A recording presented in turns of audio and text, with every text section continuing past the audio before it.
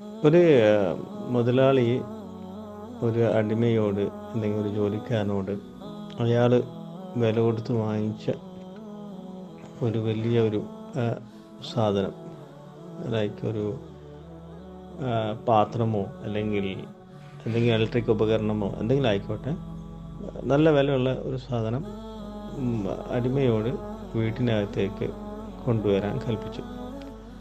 ഈ ജോലിക്കാരൻ ആ സാധനം വെളിയിൽ നിന്നെടുത്ത് വീട്ടിനകത്തേക്ക് കൊണ്ടുവരുന്ന സമയത്ത് 2-3 പ്രാവശ്യം അയാളെ കയ്യിൽ നിന്ന് വീണു. അവസാനം വെക്കേണ്ട സ്ഥലത്ത് വെക്കാൻ വേണ്ടി എത്തിയപ്പോൾ കംപ്ലീറ്റായി വീണ് അത് പൊട്ടിപ്പോയി, തകർന്നു പോയി. നല്ല വിലയുള്ള സാധനം, പക്ഷെ തകർന്നു പോയി. 50 റുപ്യാണ് ആ അടിമക്ക് കൊടുക്കേണ്ട കൂലി, ആ വേലക്കാരന് ആ പണിക്ക് കൊടുക്കേണ്ട കൂലി 50 റുപ്യാണ്. പക്ഷെ പകരം ഈ ഒരു 10,000 അല്ലെങ്കിൽ 20,000 രൂപയുടെ സാധനം അയാൾ നശിപ്പിച്ചു. ഇവിടെ അയാൾ ജോലി ചെയ്തു, പക്ഷെ ഫലം ഉണ്ടായോ? ഫലം ഉണ്ടായില്ല. ഈ മുതലാളി ഉദ്ദേശിച്ച ഫലം ഉണ്ടായില്ല. മുതലാളി അത് കേടാവാതെ പൊട്ടിക്കാതെ ആ ഉദ്ദേശ സ്ഥലത്ത് എത്തിക്കണം എന്നതാണ് മുതലാളിയുടെ ഉദ്ദേശം. പക്ഷെ ആ ഉദ്ദേശം നടന്നില്ല. ജോലി ചെയ്തു, പക്ഷെ ഉദ്ദേശം നടന്നില്ല, ഫലം ഉണ്ടായില്ല. അപ്പോൾ ഈ വേലക്കാരനെ രക്ഷപ്പെടാൻ എന്താ ചെയ്യുക? ഈ മുതലാളിയുടെ കൈ പിടിച്ച് മാപ്പ് പറയണം.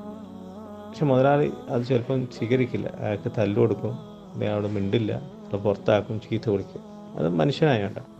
പക്ഷെ അള്ളാഹു അങ്ങനല്ല. അള്ളാഹു ഇന്നക അഫ്വുൻ കരീം തുഹിബ്ബുൽ അഫ്വ ഫഅഫു അന്നി എന്ന പ്രാർത്ഥനയുടെ ഒരു മെയിൻ ഉദ്ദേശം ഇതാണ്.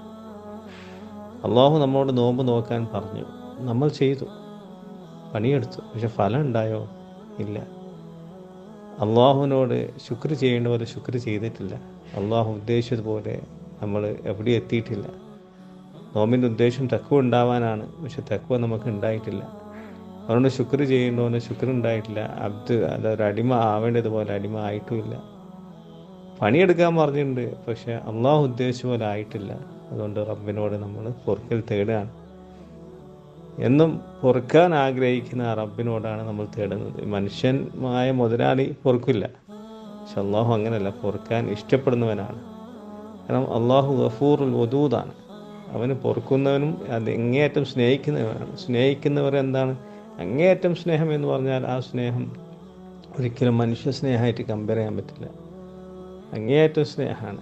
എന്നാൽ എന്ന് പറഞ്ഞാൽ ആ സ്നേഹം അങ്ങേയറ്റാണ്. ആ സ്നേഹം നഷ്ടപ്പെടാതിരിക്കാൻ പല തെറ്റുകളും പുറത്തു തരാൻ തയ്യാറാണ് അള്ളാഹു. അത്രമാത്രം സ്നേഹമാണ്. സ്നേഹമുള്ളടത്ത് തെറ്റുകൾ കാര്യമാക്കില്ല, തെറ്റുകൾ വേഗം പുറത്തു വരും. കാരണം ആ സ്നേഹം അങ്ങേയറ്റം സ്നേഹമുള്ളതെങ്കിൽ എന്തുണ്ടാവും? ഒരു സ്നേഹബന്ധത്തിൽ മറ്റേ സ്നേഹിക്കുന്ന ആളുകളുടെ തെറ്റുകൾ എന്ത് ചെയ്യും? വേഗം പുറത്തു കൊടുക്കും. കാരണം ആ സ്നേഹത്തിൻ്റെ ആഴാണ്. ആ സ്നേഹത്തിൻ്റെ ആഴം കുറവാണെങ്കിൽ തെറ്റ് ചെയ്താലും പുറത്തു കൊടുക്കാൻ നമുക്ക് മനസ്സുണ്ടാവില്ല. കാരണം നമ്മൾ ആ സ്നേഹം നിലനിൽക്കണമെന്ന് ആഗ്രഹിക്കുന്നില്ല. പക്ഷെ അള്ളാഹു അങ്ങനെയല്ല. അള്ളാഹു അങ്ങേയറ്റം സ്നേഹിക്കുന്നവനാണ്. അതുകൊണ്ടാണ് നമ്മൾ ആ ഒരു അർത്ഥചിന്തത്തിൽ നമ്മൾ ഈ ഒരു ദ്വാര ചെയ്യണം. അതാണ് ഈ അവസാന നാളിൽ മുത്തുനബി തങ്ങൾ വർദ്ധിപ്പിക്കാൻ പറഞ്ഞത് ഈ ഒരു ഉദ്ദേശത്തിലാണ്. പക്ഷെ നമ്മളങ്ങനെ അത് ചെയ്തിട്ടില്ല. നമ്മൾ അത് കാര്യമാക്കുന്നുമില്ല, അതിനെ പറ്റി മനസ്സിലാക്കുന്നുമില്ല. മുത്തുനബി പഠിപ്പിച്ചൊരു ദ്വാ ഉണ്ട്, അല്ലാഹുമ്മ മാ അബദ്നാക ഹഖ്ഖ ഇബാദതിക വമാ ശകർനാക ഹഖ്ഖ ശുക്രിക. ഞാൻ റബ്ബേ, നീ അടിമ ആവണം എന്ന രീതിയിൽ ഞാൻ അടിമയായിട്ടില്ല. നിന്നോട് ശുക്ർ ചെയ്യേണ്ട പോലെ ഞാൻ ശുക്രും ചെയ്തിട്ടില്ല.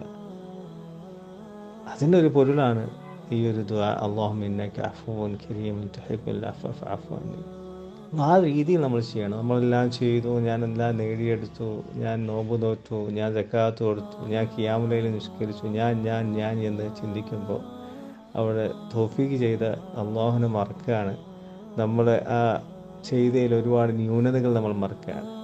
നേരത്തെ അത് എക്സാമ്പിൾ ഓർത്താൽ മതി. വേലക്കാരൻ ചെയ്യേണ്ട ജോലി ചെയ്തു, പക്ഷേ മുതലാളി ഉദ്ദേശ ഫലം ആ ജോലി കൊണ്ട് ആയിട്ടില്ല, നഷ്ടം ഉണ്ടായിട്ടില്ല.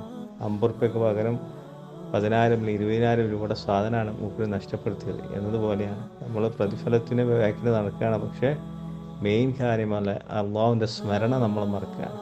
അതാണ് എല്ലാ പ്രതിഫലത്തിനേക്കാളും ഏറ്റവും മുഖ്യം. അള്ളാഹു നമ്മളെ നോമ്പൊക്കെ അവൻ ഇഷ്ടപ്പെട്ട രീതിയിൽ സ്വീകരിക്കാൻ ഈ രാവുകളിൽ നമ്മൾ നല്ലോണം പ്രാർത്ഥിക്കുക. ഈ ഒരു ഈ ഒരു അർത്ഥം മനസ്സിൽ വെച്ചുകൊണ്ട് പ്രാർത്ഥിക്കുക. അള്ളാഹു നമ്മളൊക്കെ സ്വീകരിക്കട്ടെ. ആമീൻ.